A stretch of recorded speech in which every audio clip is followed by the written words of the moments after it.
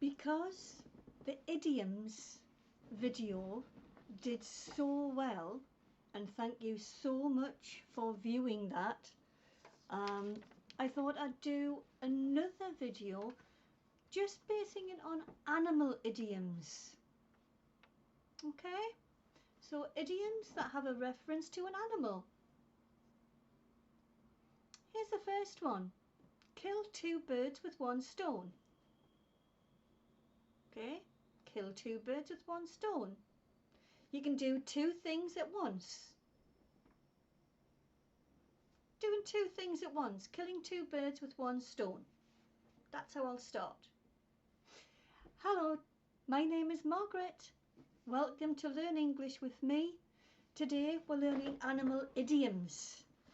Okay, a couple of shout outs because I'm getting a lot of people subscribing to my channel. So can I say hello to Trung Pham and Sean R. Those are the two new subscribers to my channel, and Chung Queenie. So I'll do three because I'm getting more and more subscribers. So if you want to shout out, get subscribing to my channel and I will shout out your name in my next video. So thank you for everyone liking my videos and subscribing. So here we go. Animal idioms.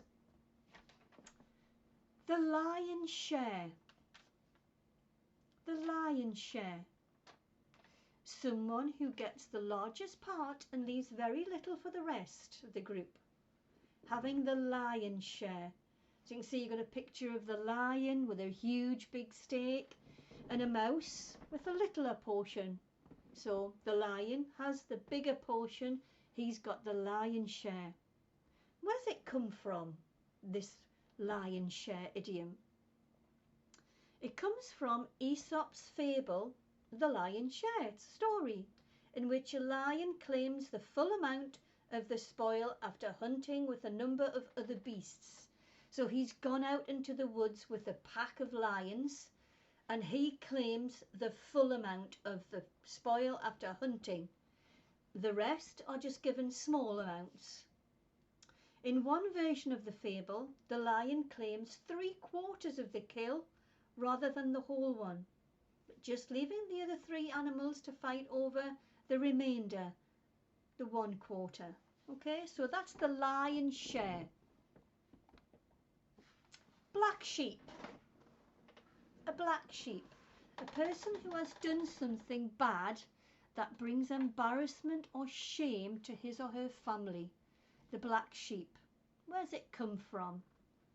The origin of the phrase comes from the rare presence in a flock of white sheep of a sheep with black fleece. Rather than being a delightful surprise, these black sheep were a disappointment since their wool couldn't be dyed. So our clothing comes from white wool if we wear woolen clothes, but it's dyed a different colour. If there was a black sheep, it can't be dyed. Very disappointed. Farmers were disappointed when they got a black sheep. So it was quite an embarrassment because they couldn't shear the wool off the black sheep and sell it on. So it was an embarrassment. Okay? That's a black sheep. Next one. A dark horse. A dark horse. A person who is not expected to succeed in or unexpectedly wins a race or other competition. A dark horse. It originated in the 1930s and came from the sport of horse racing. The dark horse was the one that the gamblers did not know much about and therefore weren't sure how to bet on it. Many times the dark horse won. It was unexpected. So if you are a dark horse, you're not expected to win or achieve something, and you have. Okay, that's a dark horse.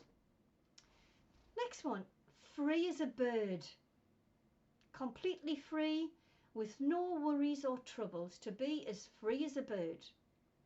It originated from Germany in 1945. Originally, The word vogelfrei meant as free as a bird and not bound, so not tied down. Here's an example. Can you join me tonight? Question for a social interaction. Response, yes, I'm free as a bird.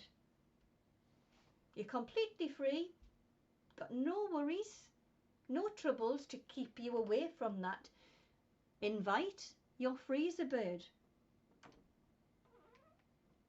A fish out of water. It refers to someone it refers to someone confronted in a particular situation that causes anxiety because it's confusing. When I moved to a new area, I felt like a fish out of water. Okay, so if you're given a new task to do and you think, how can I do it? That is the feeling of being a fish out of water. You don't know how to do it. It causes you anxiety or you're confused. I felt like a fish out of water. A fly on the wall. I had a student a few weeks ago and we discussed this idiom, and she said she would love to be a fly on the wall in the manager's meeting room, so you can listen in of what's being said without being noticed. So I'd love to be a fly on the wall in the manager's meeting today. Where would you like to be a fly on the wall? Let me know. What interesting conversations would you like to overhear or be part of and not be seen? Where would you like to be a fly on the wall? Cat out of the bag. Let the cat out of the bag. To reveal facts previously hidden. It could refer to revealing a conspiracy, friendly or not, to its target. Letting an outsider into an inner circle of knowledge. For example, explaining an in-joke. Or the revelation of a plot twist in a movie or play. So it's maybe to keep things hidden and you don't want other people to know. But you tell one person and they let it slip and everyone knows. So they've let the cat out the bag. Here's my example sentence. I tried to keep the party a secret, but Mel let the cat out the bag. So what do you think that means? Mel let the cat out the bag. I tried to keep the party a secret, but Mel let the cat out of the bag. What do you think that means? Okay. Yes, Mel spoiled the surprise and now everyone knows about the surprise party. Shame. A bull in a china shop. A bull in a china shop. This describes a person who is very careless in the way they move or behave. You can see a bull completely wrecked this shop. If you've got a child who's quite fidgety, or a colleague who's quite fidgety and tries to touch everything, oh, you're like a bull in a china shop. Stop touching things. You're worried in case it breaks. So we told her it was a delicate topic, so you can do it in conversation. We told her it was a delicate topic, but she went into the meeting room like a bull in a china shop. So she went in there very careless, spoke her mind and not judging on what the meeting was about. It was delicate. So she went into the meeting like a bull in a china shop. So there you go. Animal idioms today. Please let me know if there's any other idioms, phrases that you'd like to learn, and I'll create another video for you. But thank you so much for watching today. Don't forget to like the video if you really found it useful and subscribe to my channel. You might get a shout out next time. Thanks for watching. Bye bye.